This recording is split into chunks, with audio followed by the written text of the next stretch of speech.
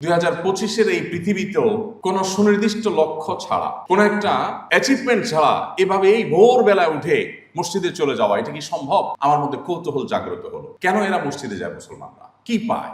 আমাকে তো কেউ পয়সা না দিলে আমি কোথাও যাব না, আমার কোনো স্বার্থ না থাকলে আমি কোথাও যাব না, বাট এরা যে প্রতিদিন এভাবে যাচ্ছে, কেন যাচ্ছে? তখন আমি মসজিদে গেলাম। নিউজিল্যান্ডের একটা সিটিতে একজন মাওরি, নিউজিল্যান্ডের আদিবাসী যারা আমরা চিনি তাদেরকে, একজন মাওরি যুবক অনুষ্ঠান শেষে আমার সাথে দেখা করলেন, খাওয়া দাওয়া করলেন। তো যুবকের সাথে পরিচয় হলাম এবং জিজ্ঞেস করলাম যে মুসলমানদের মসজিদে প্রোগ্রাম শেষে একজন সাদা চামড়ার টকবগে তরুণ তিনি আসলেন, কি আসল বিষয়? তো আয়োজকরা আমাকে জানালেন তিনি নতুন মুসলমান হয়েছে। আমি কৌতূহলী হয়ে সেই তরুণকে জিজ্ঞাসা করলাম, তোমার ইসলামে আসার কারণটা কি? আমাদের মুসলমানদের যে আর্থিক দুরবস্থা, আমরা যেভাবে পিছিয়ে আছি পৃথিবীতে নানা দিক থেকে, উন্নত দেশের একজন নাগরিক হিসাবে, টকবগে তরুণ হিসাবে তোমার তো ইসলামে আসার কথা না। ইসলামে আসার কারণ কি? কি দেখে তুমি ইসলামে এসেছো? দীর্ঘ আলাপচারিতা তার সাথে হলো, দীর্ঘ আলোচনা হলো।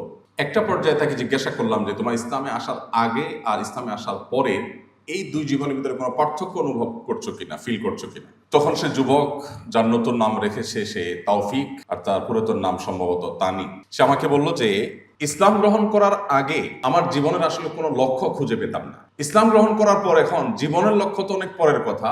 প্রতিটি স্টেপ, প্রতিটি পা ফেলার আগে আমি জানি আমি কেন এই পা ফেলছি। একদম ক্রিস্টাল ক্লিয়ার আমার লক্ষ্য এবং উদ্দেশ্য পরিষ্কার, যার ফলে আমি জীবনের মানে খুঁজে পেয়েছি।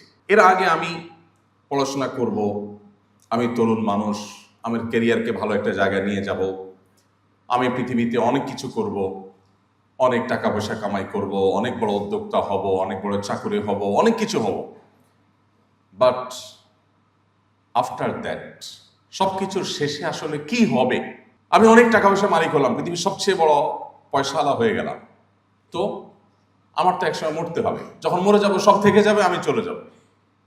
তাহলে আমার এত সব আয়োজন, এত সব চেষ্টার মিনিংটা কি দাঁড়ালো?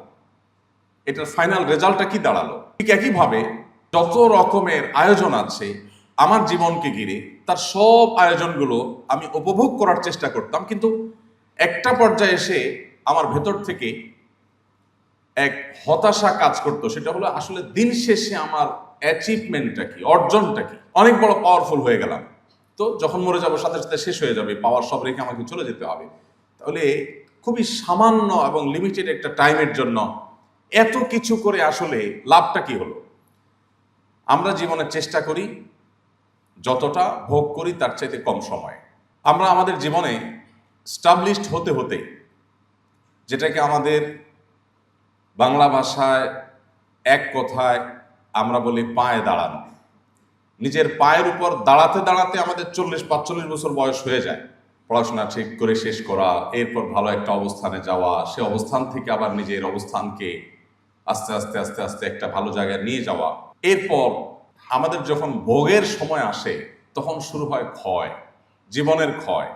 এমন ক্ষয় যে তখন বিভিন্ন রোগ বালাই ব্যাধি এমনভাবে লাগে, আষ্টে পৃষ্ঠে জড়িয়ে ধরে, যেন তারপর থেকে আমাদের শুধু মৃত্যুর জন্য অপেক্ষা করা ছাড়া আর কিছু বাকি থাকে না।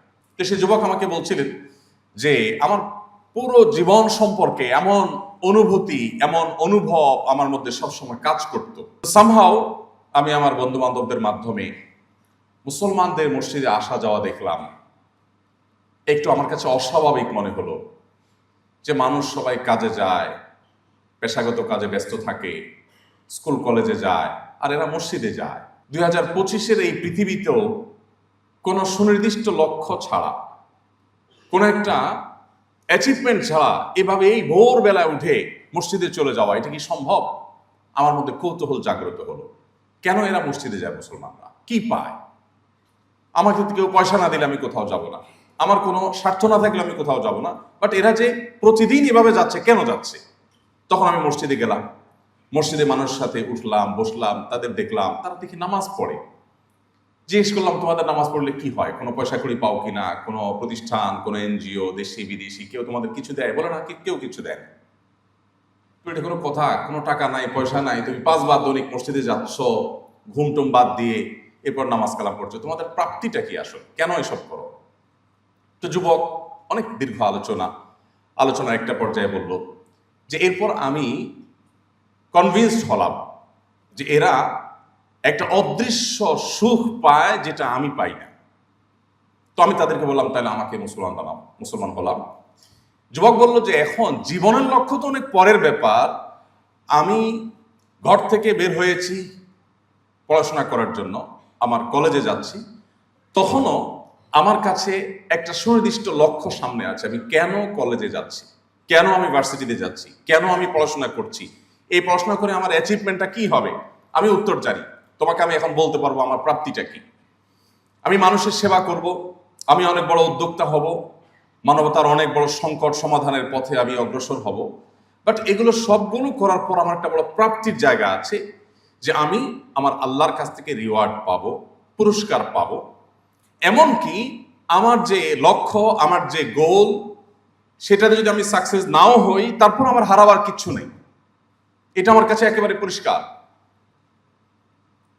আমি বিশেষ করে স্কুল লেভেলের ছাত্রদের মধ্যে বলি, আমাদের অনেক তরুণ আছেন যারা অনেক পড়াশোনা করেন। কেন করেন? অনেকের উদ্দেশ্য, বিশেষ করে এসএসসি এইচএসসি এইসব লেভেলে বা আর একটু নিচে থাকলে তখন ইয়াংদের মধ্যে এই প্রবণতাটা থাকে।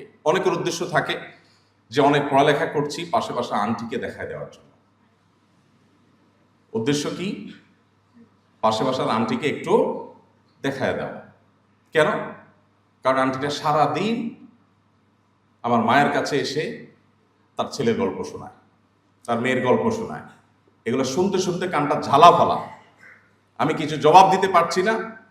এইবার এক্সামের পর আমি তাকে একটা জবাব দিতে চাই। এই জন্য যুবক অনেক পড়ে, অনেক কষ্ট করে। কেউ হয়তো পাশে পাশে আন্টি অত দূরে যায় না, মা বাপকে দেখাইতে চায়, ভাইকে দেখাতে চায়, সোসাইটিকে দেখাতে চায়, সামহাও কাউকে না কাউকে সে দেখাইতে চায়। এই যুবক সে যদি পাশে পাশে আন্টিকে দেখাইতে পারে তো ভালো, ফলাফল কাঙ্ক্ষিত হয়েছে, খুব ভালো রেজাল্ট করেছে, ফাইন। যদি না পারে, কি বলেন, পাশে পাশে আন্টিকে দেখাতে চেয়েছে সে, কিন্তু দেখাতে আর পারলো না, ফলাফলটা সেভাবে হলো না, তাহলে তার এই দুঃখ রাখার কোনো জায়গা আছে? কোনো জায়গা নেই। সে ডিপ্রেসড হয়ে যায়। এর বিপরীতে ওই যে তৌফিক যুবক যে বলছে, তার কথার সূত্র ধরে যদি বলি, তাহলে সেক্ষেত্রে একজন মুসলিম যুবক যে আসলে সত্যিকারের মুসলিম হতে পেরেছে, যে আল্লাহ এবং তার রাসূলের পরিচয় লাভ করেছে, যে কোরআন এবং সুন্নাহকে তার জীবনে গাইডলাইন হিসাবে গ্রহণ করেছে, সে পড়াশোনা করে কেন? ওই নতুন মুসলমান নিউজিল্যান্ডি তরুণ, তার ভাষ্যমতে একজন মুসলিম তরুণ তিনি পড়াশোনা করেন এই জন্য যে তিনি পড়াশোনা করে ভালো একটা জায়গায় যাবেন, যে মানুষের সেবা করবেন তাতে আল্লাহ তাআলা খুশি হবেন, আল্লাহ খুশি হয়ে তাকে পুরস্কার দিবেন এবং আল্লাহ তাআলা তাকে জান্নাত দিবেন। এই যুবক যদি সে তার কাঙ্ক্ষিত লক্ষ্যে যেতে নাও পারে, সে কাঙ্ক্ষিত ফলাফল করতে পারলো না, ভালো জায়গায় যেতে পারলো না, ভালো কোনো অ্যাচিভমেন্ট করতে পারলো না, তারপরেও এই যুবকের হারাবার কিচ্ছু নেই এবং ডিপ্রেসড হওয়ার কোনো কারণ নাই। কারণ এই যুবক, তার দৃঢ় বিশ্বাস আছে, কোনো মুসলমান কোনো ভালো কাজ করবার সংকল্প যদি তার সঠিক থাকে, তার সদিচ্ছার যদি কোনো ঘাটতি না থাকে, সে যদি সে কাজটা সঠিকভাবে করতে নাও পারে, আল্লাহ তাকে তার এই কাজের যে বিনিময় দেওয়ার কথা তা পরিপূর্ণভাবে দিয়ে দিবেন। এই যে একটা ভরসা, এই যে একটা আস্থা, এর কারণে এই যুবক ডিপ্রেসড হওয়ার কোনো কারণ নেই। গোটা পৃথিবীতে যে সমস্ত দেশগুলো সবচাইতে সুখী দেশ হিসাবে আমরা গুগল করলে যাদেরকে দেখি একেবারে শীর্ষে আছে, ঠিক একই সাথে আমরা গুগল করলে, অনলাইনে সার্চ করলে দেখতে পাবো পৃথিবীতে সবচাইতে বেশি আত্মহত্যার প্রবণতাও এই সমস্ত দেশগুলোতে। কারণ কি ভাই? আমাদের মতো এরকম গরিব, অভাবী, নানান সমস্যায় জর্জরিত দেশে থেকেও আমরা আমাদের জীবনটা আমাদের কাছে এতটা দুর্বিষহ না। অনেক উন্নত দেশে তাদের জীবনটা তাদের কাছে যতটা দুর্বিষহ। কারণটা কি?